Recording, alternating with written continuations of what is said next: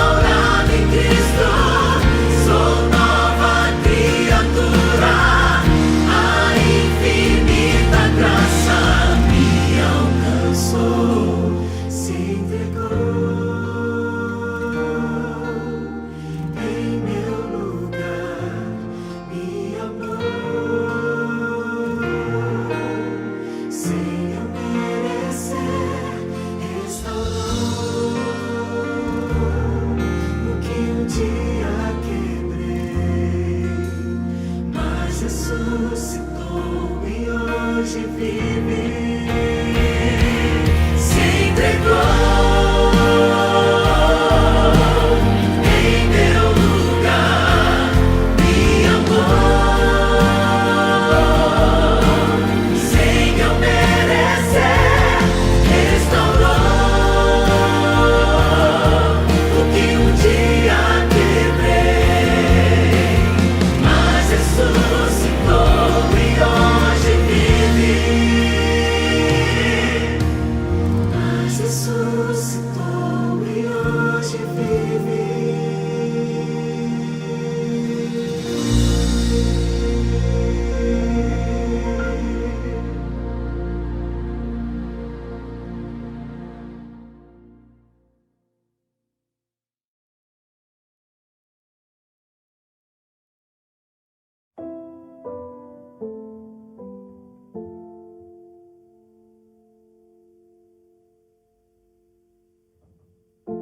É sobre recomeço. É sobre ter a certeza de que eu não fui tão longe que Deus não pudesse me alcançar. É sobre transformação. É sobre relembrar. É sobre uma nova oportunidade. Nós viemos de outra denominação, mas a gente tinha vontade de se encontrar, de congregar em uma igreja. Foi quando, por algum milagre, eu encontrei a irmã Cida através do Facebook. A irmã Cida insistiu e fez um convite para a gente ir na igreja adventista. A gente achou que as coisas estavam indo tudo bem, né? A gente estava gostando. Houve um incidente em casa, né? A minha esposa teve um acidente doméstico, o qual ela caiu e veio bater a cabeça, o qual ela perdeu totalmente a memória. Quando aconteceu o acidente, eu já vinha passando um processo de depressão e na hora que eu caí, eu não senti, porque depois de memória, não sabia o que estava acontecendo. Só que nesse momento, nesses 3 meses que eu fiquei sem memória, eu não estava sofrendo, porque eu não sabia o que estava acontecendo. Eu estava inocente, eu estava normal, não sabia o que era casada. Eu sabia que ele era o Anderson, mas não sabia que ele era meu marido, que eu tinha casado. Eu sabia que ele era, não sabia se ele era meu namorado, o que era, mas não sabia que eu era casado, não sabia que eu tinha filho. Eu falei, nossa, mas como eu tive filho? Eu nem lembro da minha barriga, nada, né? Aí minha filha mostrou o álbum de casamento e tal. Então eu não sofri nesse momento. Eu fiquei tranquila. Quem sofreu foi ele, meus filhos. Graças a Deus a gente é muito junto, né? Sempre. E nesse momento ele não poderia deixar de estar do meu lado. Porque ele via como que eu estava, eu parecia uma criança. Eu não entendia que eu podia ter relação com meu marido porque eu não sabia que eu era casada. Se eles não me dessem comida, eu não ia comer. Eu não sabia onde era o banheiro, se eles não me levassem, eu não sabia chegar. Creio eu que Deus, lógico, trabalhou no momento que a gente menos imaginava que ele ia trabalhar. Tipo, eu caí, nesse momento que eu caí, eu perdi a memória, eu desliguei e Deus estava trabalhando, porque a minha cabeça precisaria desligar. Como eu já não estava vindo bem, eu tive esse tombo aí, minha cabeça desligou e eu não estava em sofrimento. Não estava depressiva, porque eu não sabia o que estava acontecendo, então eu parecia uma criança. Então esse tempo foi bom até para mim, porque daí quando eu voltei, tipo, ligou e eu voltei bem, fiquei bem. Quando ela perdeu essa memória, a gente já estava no final do estudo. Eu avisei de imediato assim, a irmã Cida, avisei o pastor Elton também. E eu mantinha contato com a irmã Cida, né, conversando com ela aos poucos. Como a gente não podia sair muito, a gente ficou sem ir para a igreja. A gente ficou sem ir para a igreja porque eu perguntava para ela se ela queria ir, ela não sabia, ela não tinha lembrança. Então, para ela voltar para a igreja seria novamente começar do zero, né? E a gente, às vezes eu colocava na TV Novo Tempo para ver se ela lembrava alguma coisa. Aos poucos ela ia lembrando, mostrava a foto do pastor, né? Eu entrei em contato com a irmã Cida e falei: irmã Cida, a gente vai voltar para a igreja agora firme e forte, a Sandra acho que já está melhor. As coisas que têm acontecido na nossa vida, após ter acontecido tudo isso na nossa vida, como eu te falei, em nenhum momento a gente atribuiu a Deus. Para você que está me assistindo e você que está vendo esse breve testemunho que nós demos para vocês aqui, você que sentiu algo de Deus nesse momento, você que até mesmo se identificou com esse nosso testemunho, eu quero dizer para vocês que em nenhum momento Deus nos abandonou. E eu queria fazer um convite para você que está desanimado, você que parou até mesmo de congregar em alguma igreja, procure uma igreja mais próxima de você, procure entregar sua vida novamente a Deus, que eu tenho certeza que assim como Ele fez com nossas vidas, Ele vai fazer com você também.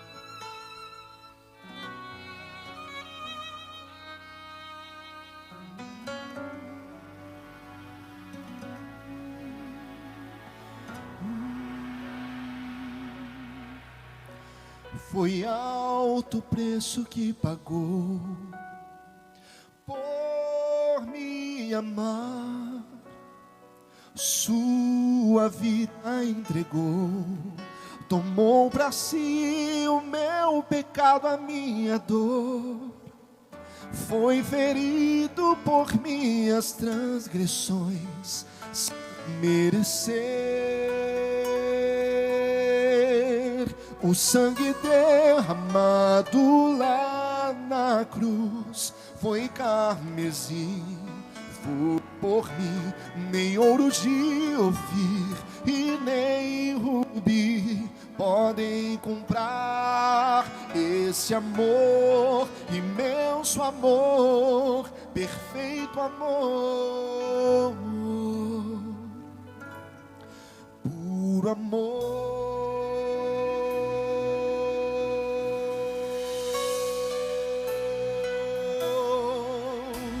Eu nada tenho a oferecer por esse amor, eu nada tenho de valor Meu coração é tão impuro e pecador, mas seu sangue me trouxe salvação sem o merecer. O sangue derramado lá na cruz foi carmesim, foi por mim, nem ouro de Ofir e nem rubi podem comprar esse amor, imenso amor, perfeito amor, puro amor.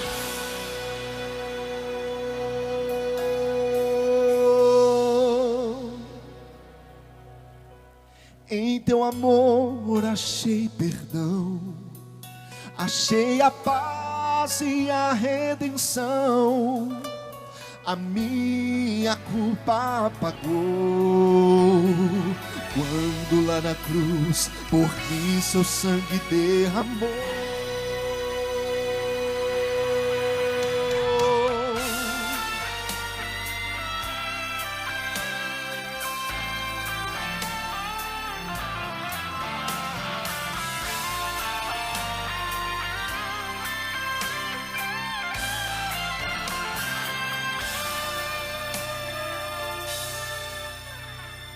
O sangue derramado lá na cruz foi carmesim, foi por mim, nem ouro de Ofir e nem rubi podem comprar esse amor, imenso amor, perfeito amor.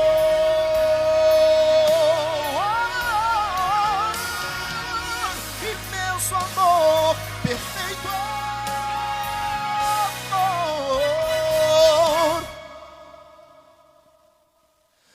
puro amor.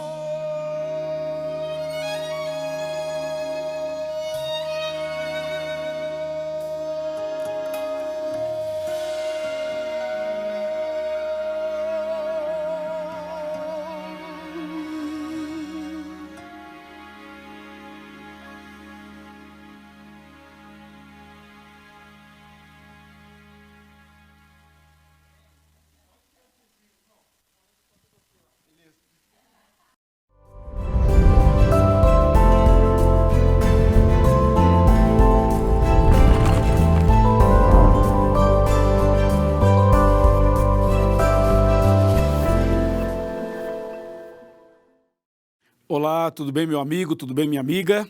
Sejam todos bem-vindos ao programa de hoje, ao tema de hoje. Nós estamos numa semana muito especial, restaurados em Cristo, é a Semana Santa, e eu tenho a alegria de estar com você, participando dessas meditações diárias, com certeza trazendo uma mensagem de reflexão, de crescimento e também de decisão, não é mesmo? Você está gostando? Então faz o seguinte, você tira uma foto, você assistindo essas pregações, tira uma foto, faz uma selfie, você se estiver sozinho ou com o grupo que você se encontra, posta nas redes sociais e marca Adventistas Brasil, @Adventistas Brasil, marca também @Arena do Futuro ou @PR Luiz Gonçalves.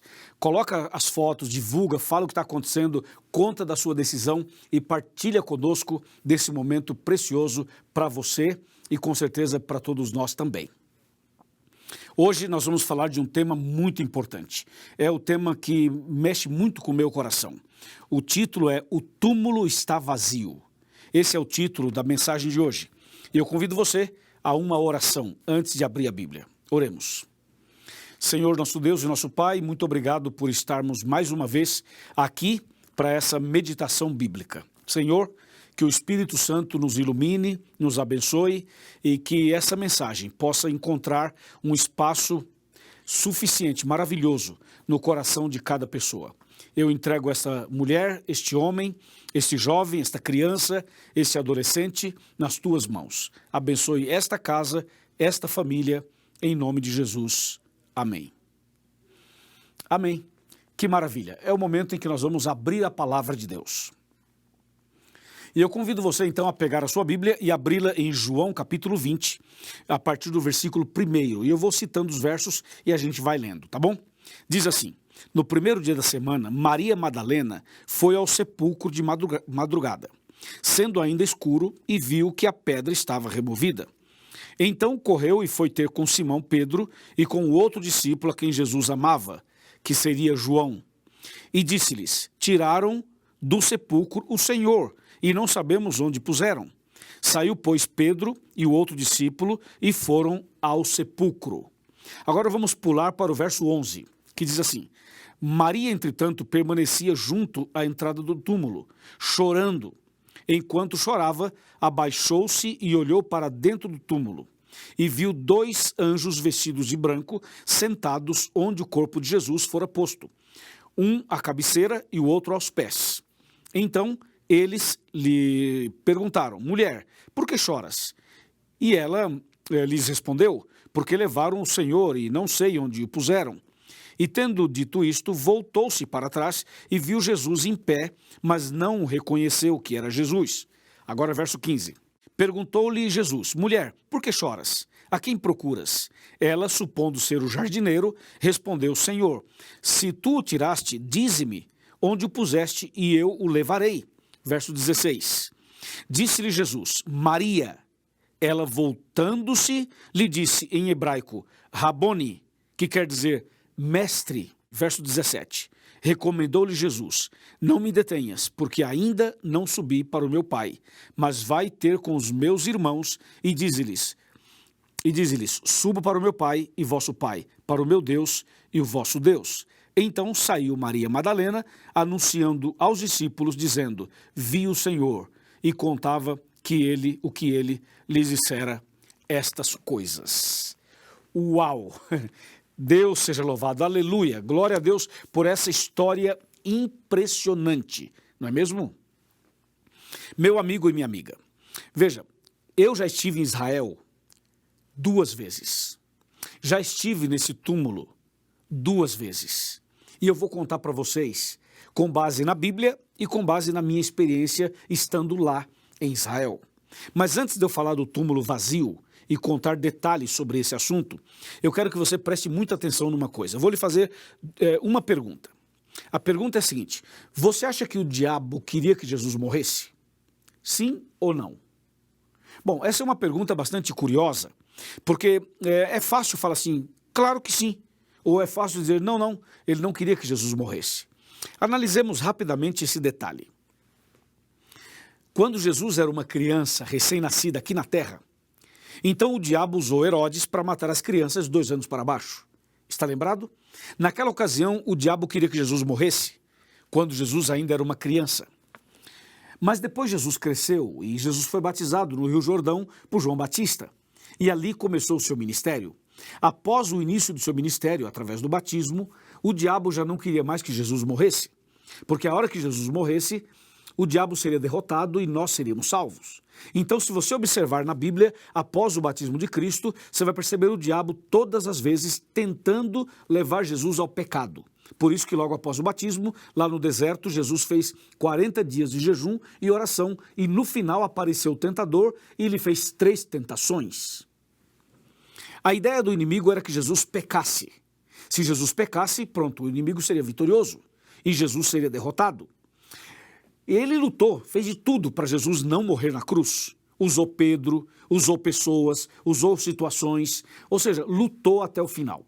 Quando o diabo viu que Jesus ia morrer na cruz mesmo e que ele não conseguiria impedi-lo, então o diabo pensou assim, agora que ele vai morrer mesmo, eu estarei perdido e enfim, não tenho mais o que fazer. Então o diabo pensou, eu vou fazer da morte dele a pior morte de todas. E por isso que Jesus sofreu terrivelmente antes de ser crucificado. E mesmo crucificado, ele foi morrendo aos poucos e o seu sangue foi caindo gota a gota enquanto ele estava pendurado entre o céu e a terra naquela tarde de sexta-feira no Monte do Calvário. O que o diabo esqueceu é que quanto mais Jesus sofria, quanto mais ele apanhava, quanto mais ele sangrava, quanto mais o inimigo tentava humilhar Jesus, mais perfeito era o seu sacrifício e mais fielmente se cumpria as profecias do Antigo Testamento, sobretudo Isaías 53. Lembra? Entendeu?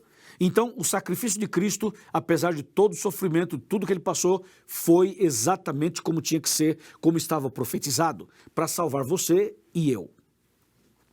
Quando Jesus morreu na cruz e o diabo foi derrotado, e ele viu que não tinha mais o que fazer, estava perdido, então o diabo tentou de alguma maneira impedir a ressurreição de Cristo. Que ilusão! Como impedir a ressurreição de Jesus? Isso é impossível. Mas quando Jesus foi sepultado naquela tumba na rocha, então foi colocado ali uma baita de uma pedra com o selo romano do império que dominava. E na porta do túmulo com a pedra, colocaram soldados, vários soldados romanos fortemente armados, para que ninguém roubasse o corpo de Jesus e para que ele não saísse dali. Veja que visão mesquinha, que visão muito, muito fraca, porque quem são os soldados? O que é uma pedra? Quem são as pessoas para impedir a ressurreição de Jesus? Claro, eles não puderam fazê-lo, não é mesmo? Ao terceiro dia, então Deus chama Jesus e Jesus ressuscita, ele sai daquela tumba, e quando Jesus é chamado pelo Pai e ressuscita, a pedra com o selo romano foi arremessada para bem longe e os soldados desmaiaram, impactados com aquela cena da ressurreição. Você pode imaginar uma ressurreição, no caso a de Jesus? Que impacto, que impressionante foi! A pedra foi arremessada longe, os soldados caíram desmaiados, Jesus saiu da sepultura, Jesus ressuscitou, aleluia, Deus é grande, Jesus é vencedor como sempre. E então, depois que Jesus ressuscita, o diabo estava totalmente perdido e eu e você estávamos agora salvos em Jesus. Jesus nos salvou quando morreu e quando ressuscitou. Não é verdade? Agora veja, depois que Jesus saiu da sepultura, então foram até lá Pedro, João e Maria Madalena.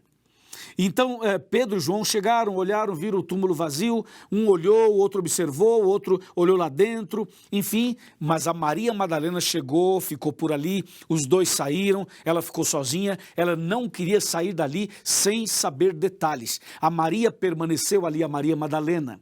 Ela que tinha sido perdoada, resgatada, abençoada por Jesus, ela que tinha essa gratidão no coração, os outros também tinham, mas Maria teve uma história bem diferente e ali ela permaneceu para ver, para saber detalhes.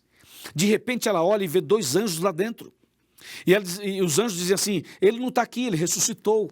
Daqui a pouco ela olha e vê uma outra pessoa e ela pensava que era o jardineiro, mas não era, era Jesus. E Jesus fala, mulher, você está procurando quem? Mas mulher não é nome de ninguém. Então ele falou assim, mulher, a Maria falou assim, olha, eu estou procurando o meu Salvador, se você viu o que aconteceu com ele, se alguém pegou, o que aconteceu, me fala que eu vou até lá, porque eu quero cuidar do corpo dele, disse Maria. Em seguida, aquele homem que ela pensava ser o jardineiro, disse assim, Maria. E quando ele falou Maria, aí ela logo reconheceu a voz, olhou e disse, Rabone. Mestre, meu Salvador, meu querido Jesus. E ela correu para abraçar Jesus. E Jesus falou assim, não me toques porque ainda não subi ao Pai. Não me detenhas porque ainda não subi ao Pai. Que cena, que ressurreição, que história, que impressionante, não é mesmo? A ressurreição de Jesus é a garantia da nossa ressurreição. Toda pessoa que morre em Cristo vai ressuscitar no dia da volta dele. Toda pessoa que descansa o sono da morte, mas firme na fé, fiel a Jesus, pode ficar bem tranquilo, porque quem morre em Cristo está descansando e na manhã da ressurreição, Jesus vai tirar essa pessoa da sepultura e vai trazê-la de volta à vida e vai levá-la para o reino dos céus. Quão maravilhoso vai ser o dia da ressurreição. A Bíblia diz, Jesus disse, eu sou a ressurreição e a vida. Quem crê em mim, ainda que esteja morto, viverá. E aquele que vive, crê em mim, não morrerá eternamente. Você crê nisso? Sim, eu creio. Eu creio que Jesus vai voltar e a ressurreição dele é a garantia da minha ressurreição. A ressurreição dele é a garantia da ressurreição do seu marido, da sua esposa, dos seus filhos, do seu pai, da sua mãe. Todo aquele que aceitou Jesus e morreu em Cristo está com a salvação garantida. E naquele dia, quando Jesus voltar nas nuvens dos céus, vai ser espetacular. Ver as sepulturas se abrindo, ver as pessoas saindo da terra, saindo de lugares que nós não podemos imaginar, mas todos que morreram em Cristo ressuscitarão incorruptíveis e os vivos serão transformados e levados para os céus. Oh, que dia maravilhoso! Eu anseio por esse dia, eu espero por esse dia, eu creio na volta de Cristo.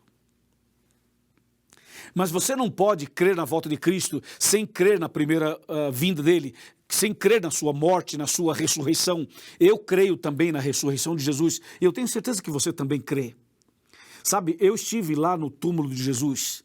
Eu visitei a Terra Santa, fui aos lugares sagrados, tudo é muito impressionante. A gente chora o tempo todo, mas quando chegou a minha vez de entrar no túmulo vazio de Jesus, esse dia foi inesquecível. Esse dia está no meu coração. Só de falar para você, eu já fico emocionado aqui.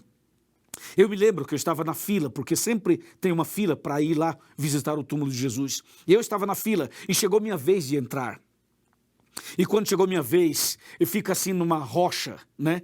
E tem uma porta. Então quando você chega para entrar, eu parei em frente à porta do túmulo de Jesus. Pensa comigo nessa cena. E em cima da porta tem uma frase, que é um texto bíblico. E a frase dizia assim: ele não está aqui, vírgula, ressuscitou. Uau! Aleluia, Jesus. Quando eu li essa frase, eu já comecei a chorar. Só de você ver essa frase ali em cima, você já se derrete, porque você sabe o que diz a Bíblia, você sabe o que Jesus fez. E eu li essa frase, imagina, ele não está aqui, ressuscitou. Gente, isso é muito forte, não é mesmo?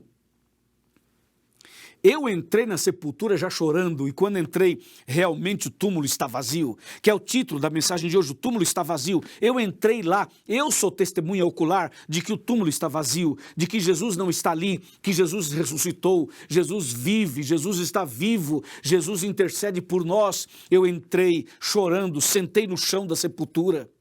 Fiquei um tempo ali sentado, chorando, depois me ajoelhei, orei a Deus, reconsagrei minha vida ao Senhor e orei por todas as pessoas da América do Sul, que é a região onde eu trabalho.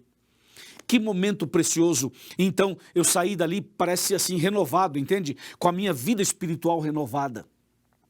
Sim, Jesus não estava ali. E eu pergunto, onde Jesus está então? Eu fui até Israel e entrei no túmulo de Jesus e ele não estava ali. Eu já sabia que ele não estava ali. Mas uma coisa é você ler na Bíblia, outra coisa é você ir lá e entrar no túmulo e ver que ele não está lá. Onde Jesus está? Sabe o que diz a Bíblia? Quando 2 pessoas ou 3 estiverem reunidas em meu nome, ali estarei no meio deles. Portanto, Jesus está aqui comigo, está aí com você, está na sua casa, está no seu quarto, está na sala, está na cozinha, está na igreja. Jesus está em todo lugar, porque Ele é onipresente. Ele é onipresente, Ele pode estar presente em todos os lugares ao mesmo tempo. Ele está no céu intercedendo por nós, mas Ele também está conosco o tempo todo. Entendeu? Sim, meu amigo e minha amiga, Jesus ressuscitou. E essa é a certeza da nossa fé, essa é a certeza da nossa salvação, essa é a nossa maior esperança, é isso que nós temos no coração, é por isso que nós somos cristãos, é por isso que eu sou um pastor adventista, é por isso que eu estou pregando para você, porque Jesus ressuscitou, Jesus está vivo e Jesus vai voltar nas nuvens dos céus para nos buscar. Amém?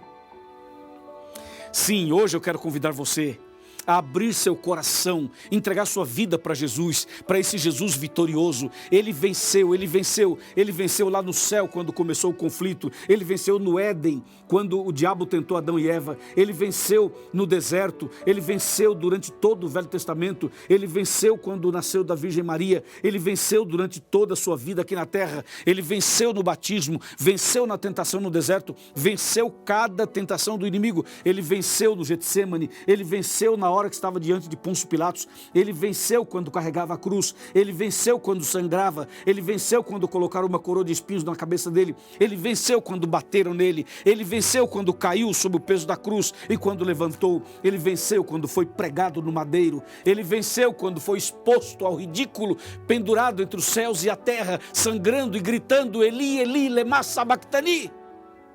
Ele venceu. E ele venceu quando foi sepultado naquela tumba. E ele venceu.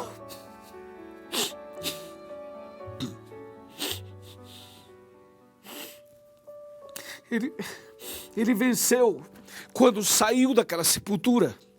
Ele venceu. E a vitória dele é a sua vitória, é a minha vitória.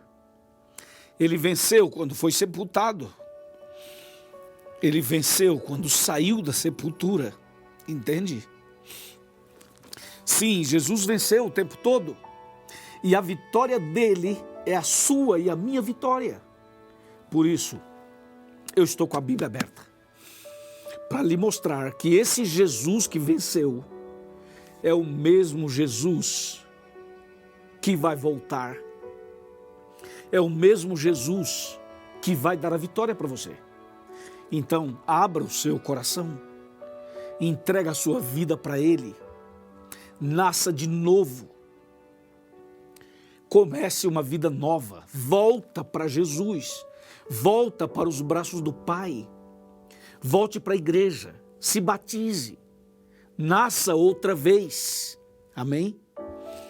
Sim, meu amigo, é isso que Deus espera de você e de mim. Se você aceita, se você crê, se você quer seguir esse caminho, se você quer realmente ser um servo desse Deus, se você quer ir para o céu com Ele, se você deseja mesmo isso, então levante a sua mão e diga: pastor, eu aceito, eu quero, eu creio. Levante a sua mão e diga isso. E eu vou orar por você. E depois da oração, eu vou pedir a um pastor que cuide de você, a um irmão que está do seu lado que cuide de você, a alguém que te abrace, que te proteja, que te ajude, para que você possa se preparar para você ser batizado o mais breve possível. Estamos combinados? Que assim seja. Amém. Vamos orar.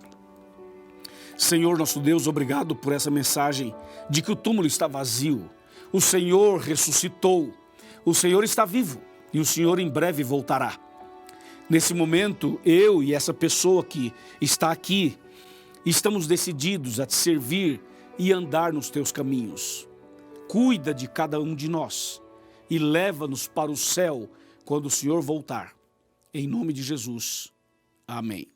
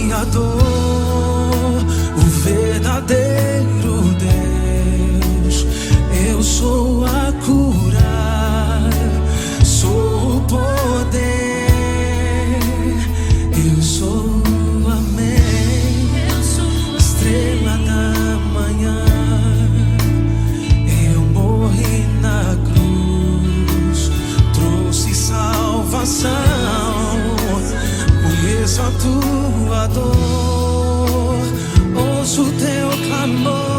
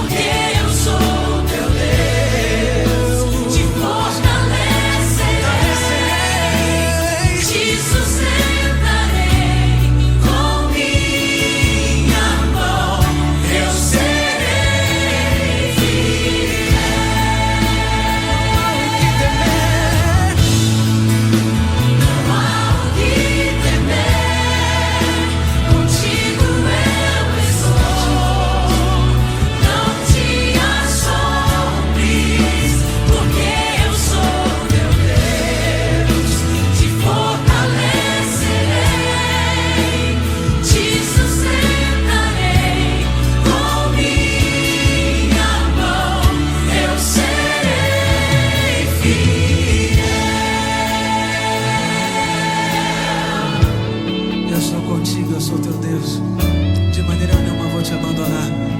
E se a gente duvidar disso, estaremos duvidando do poder e da graça de Deus para nos salvar e resgatar. Ele é contigo, graças a Deus, louvado seja o nome dele. Amém.